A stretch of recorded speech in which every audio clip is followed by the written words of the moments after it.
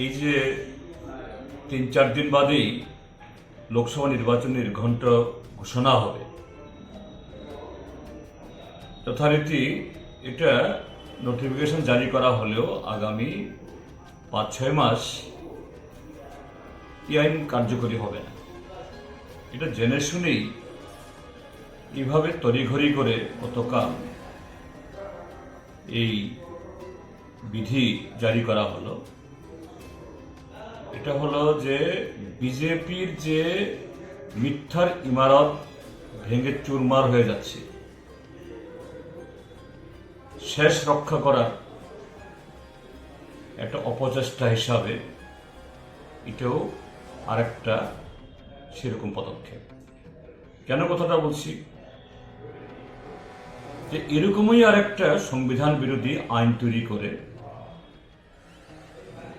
নির্বাচনী বন্ডের নামে হাজার হাজার কোটি টাকা তুলেছে এই ভারতীয় জনতা পার্টি, যে টাকায় গত কয়েক বছর ধরে এই দেশের গণতন্ত্র এটাকে জবাই করা কাজ চালিয়েছে। হাজার হাজার কোটি টাকার সম্পদ তৈরি করেছে ব্যক্তিগত এবং তাদের পার্টির। এই চুরি, এই অন্যায় সুপ্রিম কোর্টে ধরা পড়ে এখন তাদের মুখ পুড়েছে। এটাকে আড়াল করার জন্য চেষ্টা করেও পার পায়নি। গতকাল সুপ্রিম কোর্ট ভারতীয় স্টেট ব্যাংক সহ মোদী সরকার, যে মোদী গ্যারান্টি বলে এখন জনগণের টাকা নয়ছয় করছে, মোদী সরকারকে এবং ভারতীয় জনতা পার্টিকে ৮২ শিক্ষার থাপ্পড় মেরেছে। এই যে ঘটনা, এটা আগামী দিন এই যে লোকসভা নির্বাচনের তার বহুমুখী প্রভাব পড়বে। এটাকে একটু আড়াল করা যায় কিনা সেই অপচেষ্টা হিসাবে জেনে শুনেই, আরে নির্বাচন শেষ হওয়ার পর আর কটা দিন পরেও তো এটাকে জারি করা যেত, কেন এখন করলো জেনে শুনি?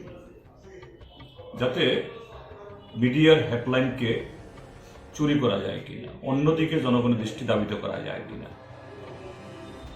এই হলো এই গতকালই এই বিধি জারি করার মূল উদ্দেশ্য। আর ত্রিপুরাজ্যের মধ্যে এই মোদী সরকারের এই পদক্ষেপের পর এখানে আড়ালে শিকারী মোরকের মতো যারা বিজেপিকে নানাভাবে সাহায্য করছে, যেমন গত বিধানসভা ভোটে ভোট ভাগাভাগি করে, তাদের মুখোশও আবার তাদের আসল চেহারা ধরা পড়বে। মুখোশটা বেআব্রু হবে।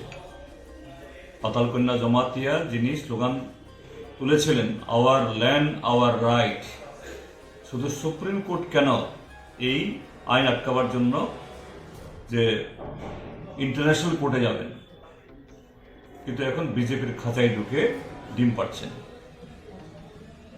আরেকজন ত্রিপুরা মথা, যিনি সমস্ত ক্ষেত্রে বলেন নো কম্প্রোমাইজ, এই সিএর ক্ষেত্রেতেও, এবং তার কথা শুনে সরলমতি আমাদের রাজ্যের ট্রাইবেল অংশের নতুন প্রজন্মের ছাত্র যুবরা এই মাধব বাড়িতে শান্তিপূর্ণভাবে আন্দোলন করতে গিয়ে এই বিজেপি সরকারের পুলিশের গুলির সম্মুখীন হয়ে মারা যাননি, কিন্তু গুরুতরভাবে আহত হয়েছেন,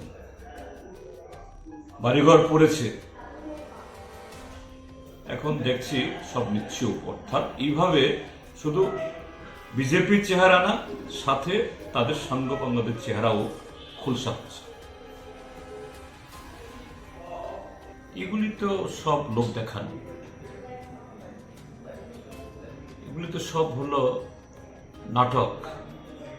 কাজেই তাদের এই নাটক সব ধরা পড়ে যাচ্ছে। এখন যারা এই সরকারের বিরুদ্ধে, তাদের কাজের বিরুদ্ধে অনিয়মের বিরুদ্ধে, অনৈতিকতার বিরুদ্ধে যারা চিৎকার করলো, তারা কি বলবেন? তাদের বলার কিছু নেই, বলার সুযোগ নেই।